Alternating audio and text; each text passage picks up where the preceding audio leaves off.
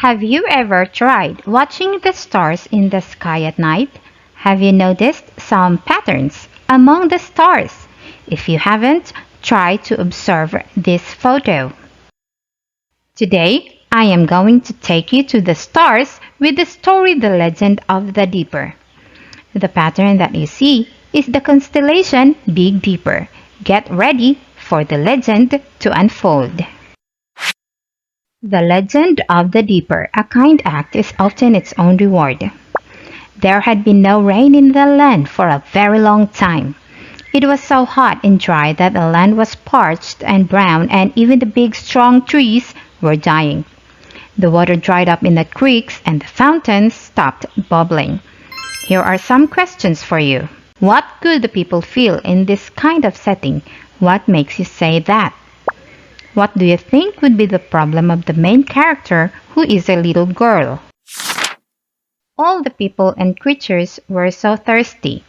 Everyone felt weak. There was one little girl whose mother grew very ill. "I must have a drink of clear, cold water," cried the mother as she lay in bed, so weak and suffering from thirst. What do you think the little girl will do? Why do you think so? The little girl took her tin dipper and began her search for water in the dark night. By and by, she found a tiny little spring up on a mountainside. It was almost dry. The water dropped, ever so slowly from under the rock. The girl held her dipper carefully and caught the drops. She waited a long time until the dipper was full of water. Then she started down the mountain, holding the dipper carefully, for she didn't want to spill a single drop. Question: what made it difficult for the little girl to get water? Do you think she will have an easy time on her way back home? What do you think will happen next? On the way, she passed a poor little dog who had been following her. The dog was panting for breath and was so thirsty.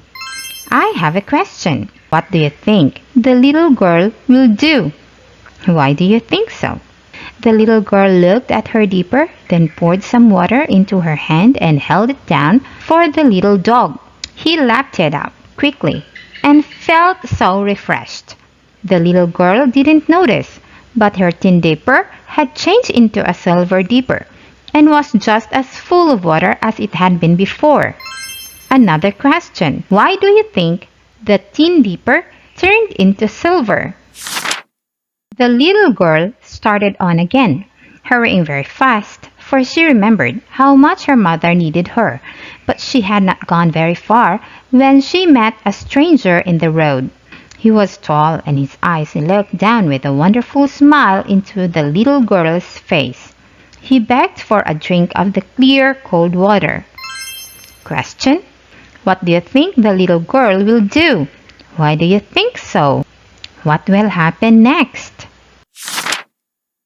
The little girl thought that her mother told her to always be kind to strangers, so she held the water up to the stranger. Suddenly, as the stranger drank, the silver dipper was changed into gold, full to the brim with sparkling water. Question: why do you think the silver dipper turned into gold? What will happen next? The little girl hurried along as fast as she could go. She was so tired and thirsty, but she would never take a drink herself. Her mother needs all the water that was left. She finally arrived home, and then came the greatest wonder of all. What do you think will happen next? The little girl held the gold dipper to her mother's lip, and as the mother drank, she became well and strong once more, and the gold dipper was changed to a diamond dipper, shining and glittering with gems.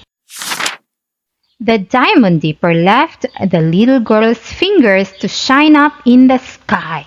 It shines every night to remind all little children that there was this little girl who was brave, kind and unselfish?